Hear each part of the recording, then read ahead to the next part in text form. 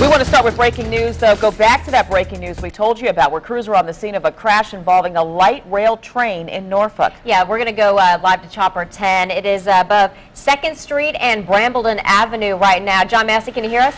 I sure can, Stephanie and Nicole. We're looking live down from Chopper 10 on the scene of the accident right here. This is one of the light rail vehicles that we all know begin their operations officially on Friday. Now, they've been running a lot of testing and training for the drivers as they come through town, but this is a prime example of why you need to stop and treat all of these light rail crossings just like you would a set of railroad tracks, because that is a large vehicle that's incapable of stopping very, very quickly. So if you pull out in front of one of those, you will lose the battle on the train against your van. You can see the amount of damage done to that van. Now, I can tell you there were injuries involved with this accident. The injured have been transported from the scene, but officials remain on scene. 2nd Street here is right beside the Red Cross Center here in Norfolk, and that's got that intersection closed at 2nd Street. You're still able to use Brambleton, but you will not be able to cut through on 2nd Street if you're headed over toward the Red Cross Center. But again, the damage on the front of the light rail system looks fairly minor, but that's because they've got that large bumper system out in front of that light rail car for just certain instances to protect that vehicle. But you can tell the damage done to that van. If you get associated with one of these type accidents, you're going to lose that battle. Now, this is the second accident that the light rail system has had during the training cycle, and as we all know, again, the light rail starts running officially on Friday with an expected capacity on board these light trains of about 2,500 passengers per day. No word is any injuries on the driver of the light rail at this point, but we do know that there were injuries associated with the accident involved with the driver of that van.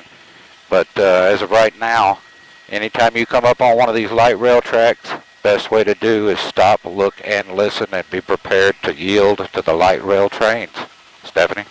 All right, John Massey, live in Chopper 10 right now above that accident, light rail accident on Brambleton and 2nd.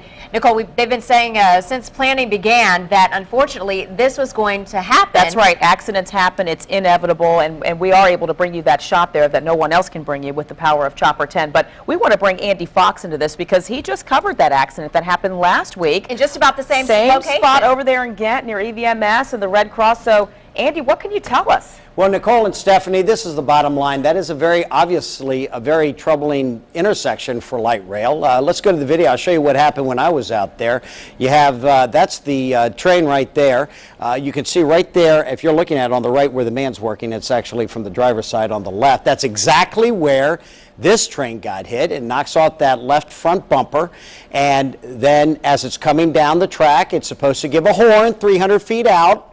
And then it's supposed to give another horn 100 feet out. And if you remember, when I was out there last week, we did that experiment, and they were doing it. Now you're looking at the same, spot, and you see the car there, and you see that left front bumper from the driver's side, left front. That's what's just been knocked off, and you can see the damage that's done to the van. And that is the intersection at 2nd Street and Brambleton. And once again, those drivers are supposed to give a 300 feet blast of the horn and a 100 blast of the horn. Now, when you have, as we did our experiment, when you have your radio up and you have your windows up, you might not hear that. That's the reason why those lights, see those lights down there on the right side there? Those are lights. And when the train's coming through, it has a red light and it says, do not cross, stop here on red.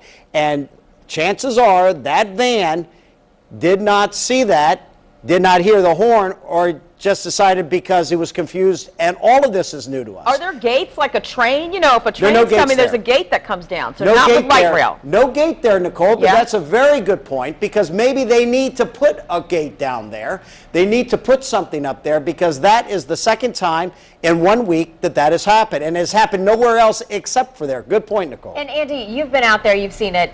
How fast is the light rail traveling? Not fast. I mean, you know, it's going 15, 20 miles an hour. Kind of like a bus, right? I mean, I've seen it downtown. It can stop, but it is expecting that van to stop, because that track is coming, and you know, you might as well just give the train the right of way, because that van is not supposed to go out on the track when the red light is there. And Andy, I don't know how quickly these things can stop, if that's something that you talk to the conductors about, but I'm sure they can't stop on a dime. They What do does not. it take to stop one of these trains? It takes obviously longer than that. Yeah. Longer distance than that. Takes longer than the 300 feet. That's the reason why when we all get involved in this light rail thing, we all need to have a new culture in this community and traveling in downtown Norfolk, that you need to stop there on red. And at the end of this investigation, we will likely find out that that van there is most likely, not sure, but most likely in the wrong, because he was obviously on the track when the train came through. Well, we want to let folks know out there, we are on your side. We have put in calls to city officials and HRT, Hampton Roads Transit. We are waiting for them to call us back. We know there's a Norfolk City Council meeting ongoing right now, so the mayor and council members are in there, but we are putting in calls trying to get answers here. Hey, one point here. I don't know if you can see this, but you can see the white pickup truck right behind Yes. them. Yep. Now, That's an HRT vehicle. that is where you're supposed to stop. Yeah. That is the stop Right bar, and behind that's the where white you're line. supposed to stop. Obviously, they came up after this all happened, but we do know one thing for a fact, that that van was on the track when the light rail came through, and that's the reason why they're blaring the horn at 300 feet and 100 feet. Yeah, Andy, we want to remind people, maybe who are just tuning in, where we are right now. There's been another light rail crash. This happening Brambleton and 2nd. That's in downtown Norfolk. That's right outside of the health department, the American Red Cross. You may be familiar with that area, right across the street from the EVMS and Centera complex over there. This is the second time we've seen a crash in just about that exact same spot in just a week's time. Yeah, and you see the traffic there on Brambleton Avenue. So this is the Brambleton Avenue Bridge. This accident happened parallel to that, and it's really near the intersection of Colley Avenue, so a lot of traffic goes over that bridge. You may remember when that bridge was closed down for construction, how it created such a problem. You got folks going to the Midtown Tunnel. It's really on the outskirts of downtown, kind of heading into Ghent. Yeah, but you know, the problem with this is now the whole system shut down. That whole system is now shut down from there all the way up into probably Monticello. I mean, you can't do anything, and that's who wants to get on a system where this is constantly going to happen. I'm not saying it's constantly going to happen, but at that same intersection, 2 times in 1 week, that has happened. Now, photographer Andy Miller and I went to Baltimore, and That's Baltimore right. has a very successful light rail Charlotte system. has it too, right? But did it start that way? Number one concern is that type of thing happening. That was what we were put on warning about, that making sure that doesn't happen will be our greatest challenge. And sure enough, we're learning that the hard way. So, Andy, I'm wondering, is there a protocol that you know of if something like this happens, when that light rail is full of passengers? Do they have to stay on, and for how long? And can they just walk off and go about? Well, at this point, since the system isn't that long, only 7.5 miles, okay, and it's very short down in downtown Norfolk, I would get off the train and I'd start walking to wherever I'm going, because that train's not going to move for a little while. And they're going to let you just get off and walk. That's my question, I guess, as far as you know. Obviously, they're going to have to do something to make it convenient, because people still need to go home. They don't want the people hanging around there. They don't want to keep them on. We'll likely have the riders get off and then to walk away and go somewhere else. But this is the great challenge that we're going to have with this, as I'm just watching this. I mean, it's just, look, it's just so crystal wow. clear. There goes another car there. I don't know if that's an official car or not, but obviously it continues to move, and they're just sitting there now, and who knows when that train's going to move. And again, John Massey had mentioned off the top of our newscast, or actually at 5 o'clock, people in that van, it looked like there could be injuries. There was earlier an ambulance on scene, and it took someone at least away. So this is a huge safety concern. And again, Town on Your Side has put in calls to HRT officials. We have put in calls to city officials. We want to talk to the mayor. We want to talk to city council people. We want to find out what they're doing to make sure that people in Hampton Roads are safe, whether you're driving the streets in your own vehicle or you're riding on the tide. Or walking near it or riding your bike. Let's go back to John Massey. Can we go back to John Massey? John, can you give us any more perspective now? We're getting a closer shot here of that white van.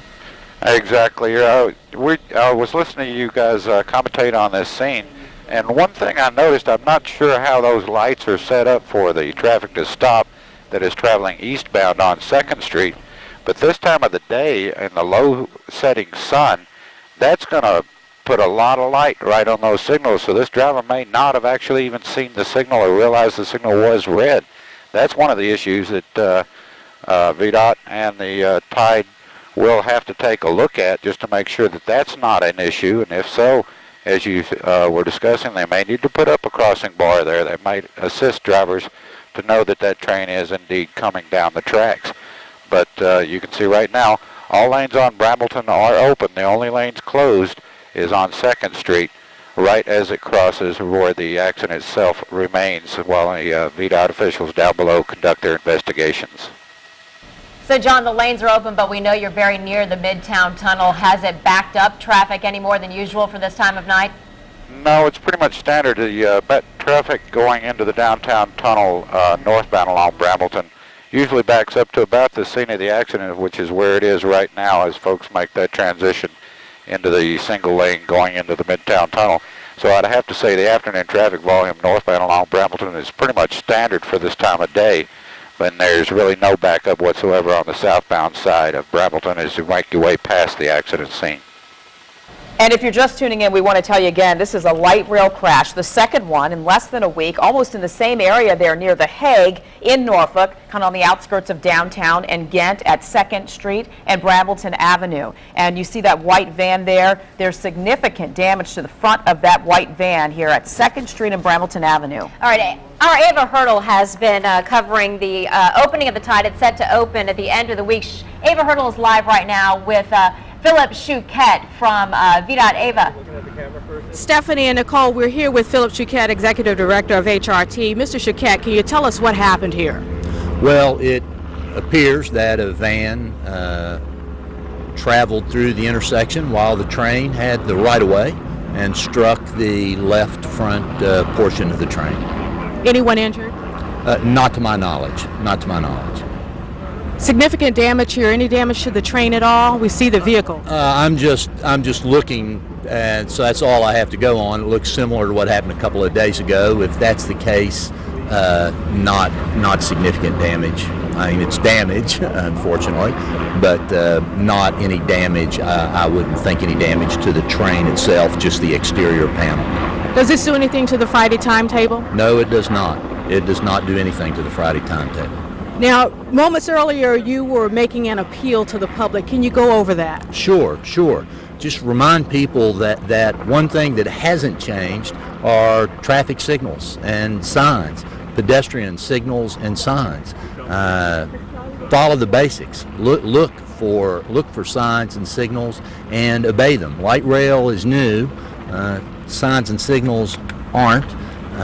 We need to really focus on safety here and realize that there's 100,000 pounds in each one of these vehicles. Are passengers safe to board these trains on Friday? Passengers are absolutely safe to board these trains on Friday. Absolutely safe to board these trains. If they weren't, we would not be opening. And if anything threatened that safety, we would not be opening. But they absolutely would be safe. But you've had 2 accidents in 2 weeks. Yeah, we've had, you can do everything right in your car and somebody can hit you, right? That doesn't mean you're not a safe driver. So as these incidents happen, when they will, we're going to investigate them appropriately and we're going to do the right thing. You know, in this case, every indication is that our train clearly had the right-of-way, clearly had the proceed signal. We'll download the video from the train. We'll look at that as together with Norfolk Police and do an appropriate investigation and make sure we have the facts. Doesn't this shake the level of confidence in the trains, though? Pardon me? Doesn't this shake the level of confidence in the trains and the system? Well, I would hope not. I would hope not. I don't know that traffic accidents shake the level of confidence in people driving. Believe me, I'm not happy that it happened by any stretch of the imagination. From what I know, it doesn't shake my level of confidence at all. I am aware of the fact that this is new, and that's why I asked you earlier, to the extent that you can help us remind folks, look for signs, look for signals, and obey them. If we do that, it's all good. So that's what we would ask everyone to do. Should there be a gate there? No, there shouldn't. No, I'm comfortable that there's not a crossing gate here. We don't have any crossing gates through the downtown area. There's a traffic signal that does its job. There's a sign that illuminates that says no right turn across the track to remind folks that there is no right turn on red, and I think that's appropriate. I think that's appropriate. These wrecks cost a lot of money, don't they? Well, they're not. They're certainly not handy. I mean, the last one last week, for example, was around $4,000 to $5,000. That's not inexpensive, but that train cost $4 million. So, you know, in relative terms, it's not major damage by any stretch of imagination to the train. But yeah, they cost money. Yeah, we don't want to have any more. We don't want to have any more. We don't want to spend money on this. We're going to pause now while our anchors Stephanie Harris and Nicole Livas ask you a few questions. Ava, I Go have ahead. a question for Philip Chouquet. Now, this is the second crash we've had in a week at that intersection. Does he need to reconfigure that intersection? Even though he says he doesn't want the bar down, the crossing bar, do we need to reconfigure it? Could there something be physically wrong with that intersection? Second accident you've had at this intersection, does it need to be reconfigured? Is there something physically wrong with it? There is nothing physically wrong with this intersection. There's a traffic signal, there's a warning light, they function perfectly.